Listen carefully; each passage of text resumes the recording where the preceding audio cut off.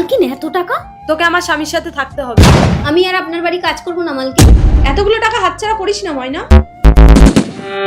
এবার তোমার সন্দেহটা কেটেছে তো কাহিনী? মা, ডাক্তার বলেছে মেয়েকে বাঁচাতে গেলে অনেক টাকা লাগবে। এত টাকা আমরা কোথায় পাবো? কোর্টে মিথ্যে সাক্ষী দিয়ে একজনের খুনের দায় নিলে সে আমাকে অনেক টাকা দেবে বলেছে। তাহলে তো তোমার ফাঁসি হয়ে যাবে গো। মেয়েকে বাঁচাতে গেলে আমাকে মরতে হবে ময়না। একে ধরো। কোথায় যাচ্ছ ময়না? মালকিন আমি রাজি। তোদের মতো ছোট লোকদের চরিত্র তো আমি জানি। আমি বাড়ি ছেড়ে চলে যাচ্ছি, আর যাওয়ার পথে তো স্বামীর হাতে টাকাগুলো দিয়ে যাচ্ছি। মনে রাখবি, আমার একটা সন্তান চাই। কাজ যদি না হয় তোকে কিন্তু এই টাকা ফেরত দিতে হবে।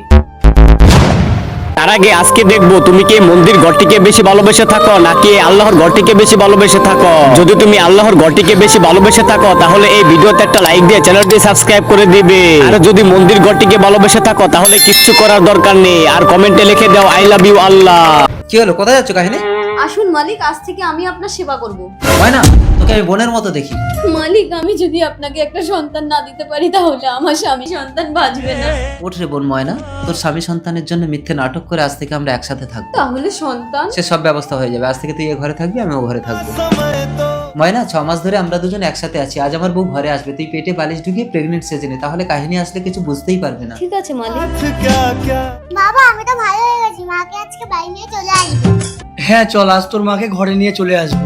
ময়না, হ্যাঁ মালকিন। ময়না, তোর পেটে কিন্তু আমার স্বামীর সন্তান, ও কিন্তু আমাকেই মা বলে ডাকবে। ময়না ময়না, এই মেয়ে, তুই ওকে অত জোরে ধাক্কা দিচ্ছিস কেন? ওর পেটে আমার স্বামীর সন্তান আছে। চলে কি আর তোর মা মরে গেছে। দাঁড়া টিয়া, আমি মরিনি। এ কি বালিশ, আমাকে ঠকানো? তুমি ভাবলে কি করে কাহিনী? ময়না আমার বোনের মতো। এই, আমি যখন মা হতে পারলাম না, আমার টাকাগুলো ফেরত দে। কি বললি তুই? মা। আমার সব টাকা শোধ রে ময়না। আজ থেকে তোরা আমাদের বাড়িতেই থাকবি। বাছা কোথাকার। এই, তুমি আমাকে একদম বাজা বলবে না। এই দেখো আমার মেয়ে। ও কোন রে তুই আর